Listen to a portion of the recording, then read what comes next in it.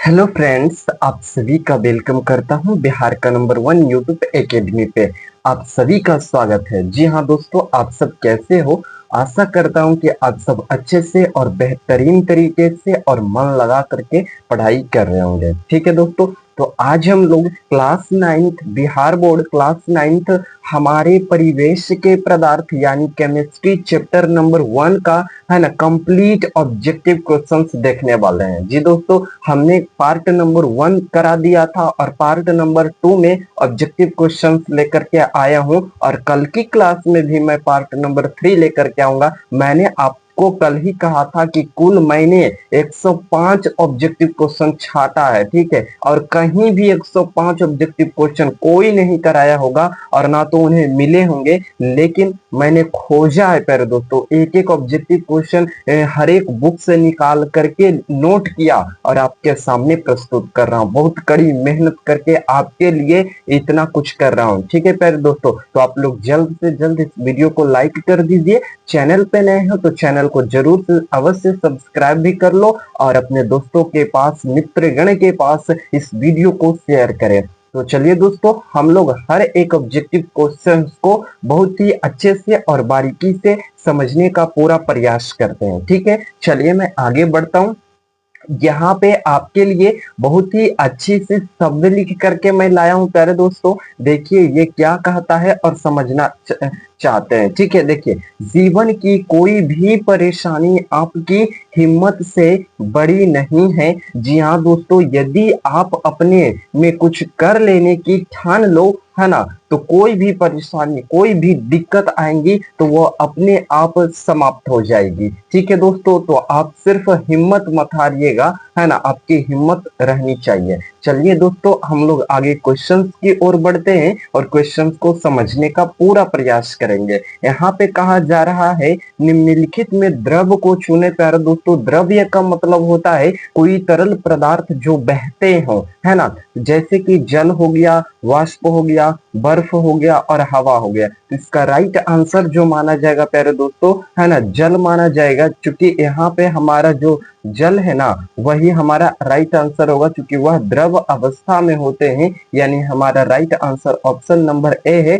मैं इसे लॉक किया। नेक्स्ट क्वेश्चन को देखते हैं प्यारे दोस्तों, है ना। तो 2 नंबर क्या कहता है, हमारे आसपास उपस्थित पदार्थ कितनी अवस्थाओं में होता है। जहां दोस्तों हमारे आसपास उपस्थित जो पदार्थ होते हैं वह कुल 3 अवस्थाओं में होते हैं। हमने ऐसा आपको बता रखा है, यानी ऑप्शन नंबर सी जो हो जाएगा हमारा राइट आंसर हो जाएगा। हमारा नेक्स्ट क्वेश्चन है प्यारे दोस्तों, कणों के बीच, जी हाँ दोस्तों, कणों के बीच आकर्षण बल किसमें सबसे अधिक होता है ना, किसमें सबसे ज्यादा आकर्षण बल होते हैं। तो आप जल्दी से बताओ, है ना, जल्दी से बताओ। ऑप्शन नंबर ए कहता है ठोस में ज्यादा आकर्षण बल होता है, या फिर ऑप्शन नंबर बी कहता है द्रव में आकर्षण बल होगा, या गैस में, या कोई नहीं। तो हमारा मानना होता है प्यारे दोस्तों कि ठोस में कण जो होते हैं पूरा चिपके होते हैं, एकदम पूरा जटिल से चिपके होते हैं, यानी उनमें आकर्षण बल जो है बहुत ही ज्यादा होता है, इसीलिए तो वो फैलाव नहीं करते। इसीलिए हमारा राइट आंसर हो जाएगा प्यारे दोस्तों ऑप्शन नंबर ए, यानी कि ठोस। नेक्स्ट क्वेश्चन से होगा हमारा 4 नंबर। जी हाँ दोस्तों, अमोनिया क्लोराइड को गर्म करने पर क्या होता है। अमोनिया क्लोराइड प्यारे दोस्तों यह एक ऊर्ध्वपातन है। मैंने आपको अच्छे से बताया, पूरी डिटेल से बताया। जितना मैं बताया हूँगा पूरा डिटेल से उतना कोई नहीं बताएगा, क्योंकि हमें पता है प्यारे दोस्तों, मैं एक बुक से नहीं बल्कि 3 से 4-5 बुक से, है ना, बनाता हूँ। हर एक ऑब्जेक्टिव हो, आपके लिए थ्योरी हो या आंसर क्वेश्चंस हो, मैं पूरा बुक का समराइज करके निचोड़ लाता हूँ आपके सामने, ताकि आपको इस वीडियो को देख लेने के बाद कोई भी बुक हाथ ना लगाना पड़े, ठीक है दोस्तों। तो यहाँ पे हमारा राइट आंसर ऊर्ध्वपातन हो जाएगा। जी हाँ दोस्तों, यानी कि ऑप्शन नंबर सी राइट हो जाएगा। नेक्स्ट क्वेश्चन से हमारा क्वेश्चन नंबर 5, शुष्क बर्फ क्या है। तो मैंने ये भी बताया था, शुष्क बर्फ कार्बन डाइऑक्साइड का, है ना, दूसरा रूप है शुष्क बर्फ। यानी इसका राइट आंसर क्या हो जाएगा प्यारे दोस्तों, है ना, ठोस का कार्बन डाइऑक्साइड, यानी 5th का right answer option number B हो जाएगा, है ना, ठोस कार्बन डाइऑक्साइड हो गया। नेक्स्ट क्वेश्चन से है हमारा प्यारे दोस्तों 6 नंबर, तो निम्नलिखित में कौन तरल पदार्थ नहीं है? यहाँ ये पूछा गया, तो जल तरल पदार्थ होगा। पारा मैंने बताया था इसे Hg से प्रदर्शित करते हैं और इसका परमाणु क्रमांक देखा जाए तो 80 होता है। मैं इन सभी चीजों की जानकारी नेक्स्ट चैप्टर में भी करने वाला हूँ। परमाणु स्ट्रक्चर है ना, आपके बुक में होगा, मैं उसे बताऊंगा तो इसकी चर्चा वहां पे की जाएगी। तो ऑप्शन नंबर सी कहता है हवा, ऑप्शन नंबर डी कहता है लोहा। तो मैं बता दूं आपको, लोहा जो है यह एक तरल नहीं है बल्कि ठोस है, यानी हमारा राइट आंसर लोहा को माना जाएगा, यानी option number D. Next question से प्यारे दोस्तों 7th नंबर, किसी पदार्थ के इकाई आयतन का द्रव्यमान क्या होता है? किसी पदार्थ के इकाई आयतन का जो द्रव्यमान होता है, जल्दी से बताओ। यहाँ पे एक फार्मूला ही प्रयोग कर दिया गया है, द्रव्यमान बटा आयतन। जल्दी से बताओ किसका ये फार्मूला है? आप फार्मूला देखिए पहले दोस्तों, हमारा जो आंसर होता है ना, बिल्कुल क्वेश्चंस में होता है। ठीक है, क्वेश्चंस आप एक बार नहीं 2 बार पढ़िएगा, आंसर आपको स्वयं मिल जाएंगे। जैसे कि यहाँ पे देख लीजिए, है ना, द्रव्यमान बटा आयतन। हम लोग सीधे, यदि आप बढ़िया से पढ़ोगे तो अच्छा से पता होगा, तो घनत्व का सूत्र होता है द्रव्यमान बटा आयतन, है ना। कुछ ऐसे प्रश्न हैं जो कि उनके क्वेश्चंस में ही उत्तर होते हैं छिपे। देखिए, निम्नलिखित में से किसमें आंतराणविक स्थान सर्वाधिक होता है? मैंने आपको बताया था प्यारे दोस्तों, आंतराणविक स्थान क्या होते हैं, यानी स्थान। जल्दी से बताओ। ऑप्शन नंबर ए कहता है जल, ऑप्शन नंबर बी कहता है हवा, ऑप्शन नंबर सी कहता है मिट्टी होगा, ऑप्शन नंबर डी कहता है आग होगा। तो प्यारे दोस्तों, मैंने आपको बताया था अंतराणविक स्थान मतलब स्थान ज्यादा होना चाहिए, और स्थान हवा में सबसे ज्यादा होता है ना, बहुत ही दूर दूर होते हैं, यानी राइट आंसर हमारा ऑप्शन नंबर बी को माना जाएगा। मैं ऑप्शन नंबर बी को लॉक किया। नेक्स्ट क्वेश्चन है प्यारे दोस्तों हमारा क्वेश्चन नंबर 9th, है ना। तो यहाँ दाब के प्रभाव से पदार्थ का आयतन कम होने की क्रिया को क्या कहते हैं? है ना, दाब के प्रभाव से यदि हम दाब लगाते हैं किसी वस्तु पे तो आयतन जो है कम हो जाता है। मैंने इसकी एग्जांपल्स भी बताई थी। जैसे आप एक गुब्बारा को ले लो और उस पे दाब लगाओ तो क्या होगा, गुब्बारा इतना बड़ा होगा, और जब उसे पर आप दाब लगाइएगा हाथ से तो धीरे धीरे पिचकता जाएगा, यानी आयतन जो है वह कम होता जाएगा। और इसी क्रिया को हम लोग समपीज्यता कहते थे। बोला था ना मैंने आपको, पूरा अच्छे से बताया, डिफिनेशन है ना, नोट पॉइंट है ना, बहुत ही क्लियर किया। चलिए नेक्स्ट क्वेश्चन से प्यारे दोस्तों 10 नंबर, है ना, निम्नलिखित में कौन सबसे अधिक संपीड़य होते हैं? जल्दी से बताइए प्यारे दोस्तों। ऑप्शन नंबर ए कहा गया है हवा, ऑप्शन नंबर बी जल, ऑप्शन नंबर सी लकड़ी, ऑप्शन नंबर डी लोहा, यानी right answer option number A को माना जाएगा, यानी हवा। ठीक है प्यारे दोस्तों, नेक्स्ट क्वेश्चन से क्वेश्चन नंबर 11, है ना। तो वायु है, देखिए कितना सरल प्रश्न है। वायु क्या है? ठोस है, द्रव है, गैस है, प्लाज्मा है। तो हमारा राइट आंसर क्या हो जाएगा? वायु एक प्रकार का गैस है जिसे O2 कहते हैं। ठीक है, नेक्स्ट क्वेश्चन से प्यारे दोस्तों, है ना, धातु की बाल्टी है तो ठोस होगी ना। धातु की जो बाल्टी होगी वह क्या होगी? अक्सर ठोस होती है, यानी कि राइट आंसर हो जाएगा धातु। जैसे ही पूछ दिया तो वो ठोस। चलिए नेक्स्ट क्वेश्चन से हमारा क्वेश्चन नंबर 13, दूध है तो यह एक द्रव होगा, सिंपल सी बात है ना। दूध है तो ना तो वह ठोस होगा ना गैस होगा, वह द्रव्य होगा, यानी राइट आंसर। नेक्स्ट क्वेश्चन से प्यारे दोस्तों, स्पंज है ना, ठोस होगा, द्रव होगा, गैस होगा, इनमें से कोई नहीं। तो जल्दी से बताओ 14 का राइट आंसर क्या होगा? तो स्पंज एक मिठाई का भी नाम होता है, शायद आपने सुना होगा, ठीक है, और खाया भी होगा। तो देखिए इसका राइट आंसर मैं बता दूं प्यारे दोस्तों, है ना, ठोस होता है, यानी राइट आंसर हमारा क्या हो जाएगा? ठोस। जैसे वहां पे दूध पूछा गया था, ठीक यहाँ पे स्पंज पूछा गया, और स्पंज एक प्रकार की मिठाई भी होती है। चलिए नेक्स्ट क्वेश्चन से हमारा क्वेश्चन नंबर 15, जी हाँ दोस्तों, गैस के कणों के बीच आकर्षण बल होता है ना। गैस के कणों के बीच आकर्षण बल बहुत ही ज्यादा होते हैं। नहीं, आकर्षण बल कहने का मतलब अपनी ओर खींचना। तो गैस में कहाँ होते हैं, गैस तो फैलने का कार्य करता है, उनमें तो प्रतिकर्षण बल लगता है। यानी गैस में, गैस के कणों के बीच जो आकर्षण बल होंगे प्यारे दोस्तों, वह सबसे कम होंगे। यहाँ पे काम लिख दिया गया है ना। तो टाइपिंग में थोड़ी सी मिस्टेक से इसके लिए मैं माफी चाहता हूँ, लेकिन आप इसे सुधार लेना, ठीक है। यहाँ पे आप कम कर लीजिएगा। चलिए नेक्स्ट क्वेश्चन से प्यारे दोस्तों, है ना, क्वेश्चन नंबर 16। गैसों की संपीड्यता होती है, गैस की जो संपीड्यता होते हैं प्यारे दोस्तों, वो क्या होता है, तो अधिक होते हैं, ठीक है। इसका राइट आंसर क्या हो जाएगा, ऑप्शन नंबर ए को मैं लॉक किया। और नेक्स्ट क्वेश्चन से क्वेश्चन नंबर 17, है ना, 20 डिग्री सेल्सियस का मान जो है ना, केल्विन स्केल में होगा। यहाँ पे मान भी सही कर लेना प्यारे दोस्तों, ठीक है। तो 20 डिग्री सेल्सियस का जो मान है केल्विन में क्या होगा, मैंने आपको बताया था कि केल्विन से डिग्री सेल्सियस में कैसे बदलेंगे, तो कौन से सूत्र लगाएंगे, प्लस 273 का सूत्र लगाते हैं। और जब हम लोग डिग्री सेल्सियस में निकालेंगे तो क्या निकालेंगे, है ना।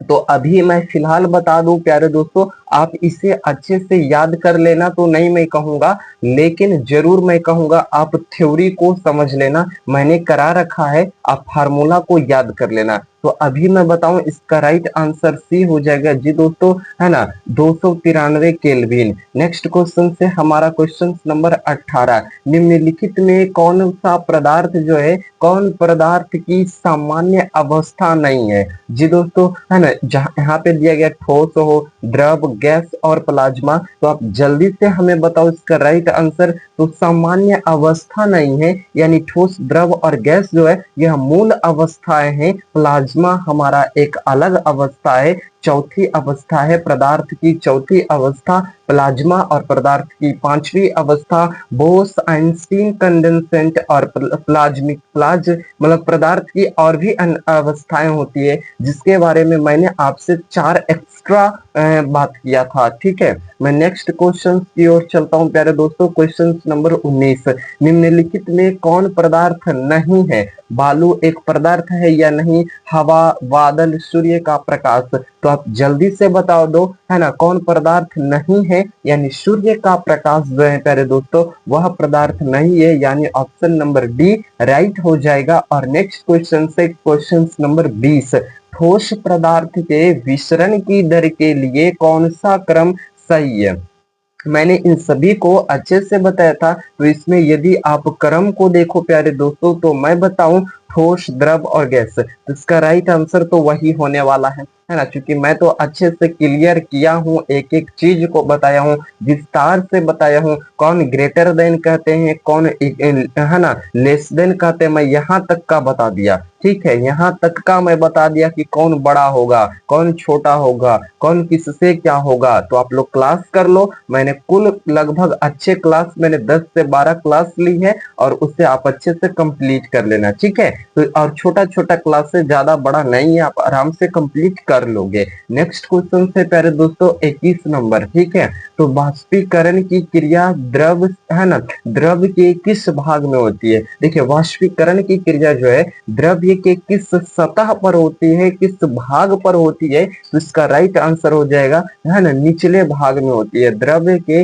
निचले भाग में होती है, ठीक है। मैं नेक्स्ट क्वेश्चन की ओर बढ़ता हूँ, क्वेश्चन नंबर 22, शुष्क बर्फ क्या है। तो कार्बन डाइऑक्साइड का ठोस रूप होता है हमारा, ठोस ठोस रूप क्या है, शुष्क बर्फ होता है, यानी right answer option number D को माना जाएगा। मैं ऑप्शन नंबर डी को लॉक किया। नेक्स्ट क्वेश्चन से प्यारे दोस्तों क्वेश्चन नंबर 23, है ना, पदार्थ का अवस्था परिवर्तन कैसा होता है। मैंने ये भी आपको बताया था, पदार्थ का अवस्था परिवर्तन तापमान, तापक्रम में परिवर्तन से, दाब में परिवर्तन से, तापक्रम बढ़ाने और घटाने से, इनमें से सभी। जल्दी से बताओ प्यारे दोस्तों, है ना, 23 का राइट आंसर क्या हो जाएगा।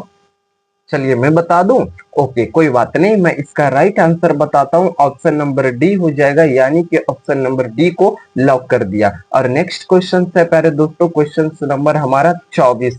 तो निम्नलिखित में कौन वाष्पीकरण को प्रभावित नहीं करता है ना? एक स्वतः होने वाली क्रिया है, या फिर द्रव्य के क्वथनांक पर निर्भर करती है, या शीतलता उत्पन्न करती है। और ऑप्शन नंबर डी कहता है प्यारे दोस्तों, उपर्युक्त सभी सत्य हैं। तो जल्दी से बताओ, 24 का राइट आंसर वही होने वाला है, अंत वाला उपर्युक्त सभी सत्य है। ठीक है प्यारे दोस्तों, नेक्स्ट क्वेश्चन से क्वेश्चन नंबर 25 है ना? तो है ना, वाष्पीकरण की गुप्त ऊष्मा क्या है? देखिए, इस पर मैं बहुत ही डिटेल से आपको बताया। वाष्पीकरण की गुप्त ऊष्मा प्यारे दोस्तों, वाष्पीकरण में मुक्त ऊष्मा, वाष्पीकरण में शोषित ऊष्मा, ऑप्शन नंबर सी कहता है ना? क्वथनांक पर किसी द्रव्य के वाष्पित होने में अवशोषित ऊष्मा, या फिर इनमें से कोई नहीं। तो हमारा right answer option number C हो जाएगा जी दोस्तों, है ना? इतना बड़ा है ऑप्शन नंबर सी का आंसर। ठीक है, क्वथनांक पर किसी द्रव्य के वाष्पित होने में अवशोषित ऊष्मा।